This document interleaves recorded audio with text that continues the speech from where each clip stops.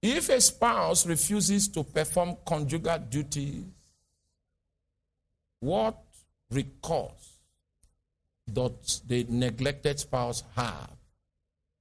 Will masturbation be a sin in that instance? Even though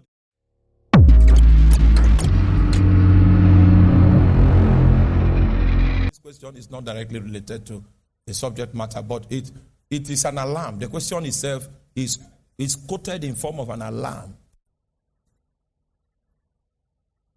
There is no reason why masturbation should be an option. Masturbation can satisfy you today, but it may not satisfy you next week. You will need to advance beyond masturbation to get sensual satisfaction. And you will still need to advance. So when you start with masturbation, where do you end? Are you there? Oh, you're not there. You're not following me. You're not following me. It is only when you apply the use of sex within the context of God's ordination that you are not going to fall out of line. Now, the guy is denying you what is your due in marriage. There are two options of what to do. The first option is to engage him in a discussion. The second option is to pray. Those are the two options. Yeah, somebody in the congregation say, Pastor, because of your reaction, I may need to do a lecture that is not in this series, just to show you how God deals with such issues. So if a popular vote demands that I do that teaching, I will leave this series and use one day to do a teaching for you, to show you the kind of grace that God makes available in order to keep such a believer that is depraved and impart the ability for that person to operate right, even under circumstances where the person is vulnerable to be exploited by the ideas of Satan. The Bible says when sin abounds, the grace of God doth much more abound. I was posted to Lagos, and my wife had to be in Benue State as a sign that we have not moved, that we are still interested in the calling. Because if I had moved her to Lagos, it would look as if we are no longer interested, we are no longer missionaries. So I had to labor, keep my wife here as a sign that I have not left. Because she's equivalent to me. So, all right? Do you know how many years we were deprived from conjugal bliss?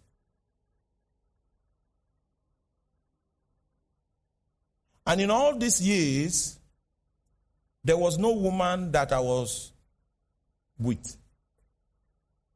I did not violate my covenant to her for 11 years. And I was away for 11 years. So I'm not telling you what I don't know in a sort. There is a grace that God can plunge you into that you'll be fine. Oh, you don't believe me. But you are witnesses that I was not here. I was fine. I didn't have a babe in the night. The place I stayed in Surulere, if I had a babe, you will hear. It was a block of flats. How many flats were there? 500 and something flats. It was Games Village. That's where I stayed in Surulere, Lagos. Bode Thomas Road, very popular road for those of you that know Lagos. The way the estate is structured, if I bring a babe, you will know. Or if a babe is sneaking into my room, because on my floor, there are 4 flats. If somebody is sneaking, they know. They know. You can't run any deal there. And it will also interest you to know that I was not staying alone. I had a head in a place, because that was my own strategy for keeping safe. Are you with me? Because Satan is planning, I had to plan too. I came back without the defilement. And the response of heaven for that situation was that the oil increased.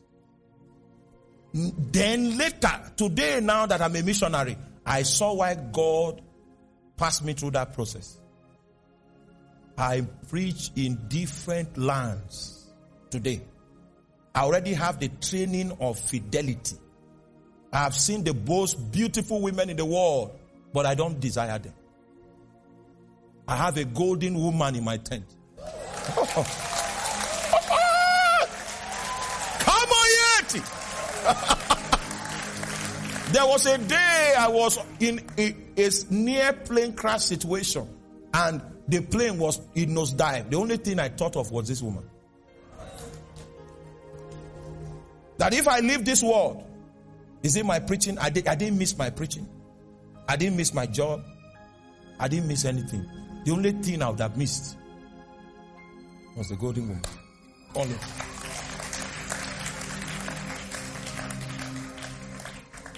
Are you still with me?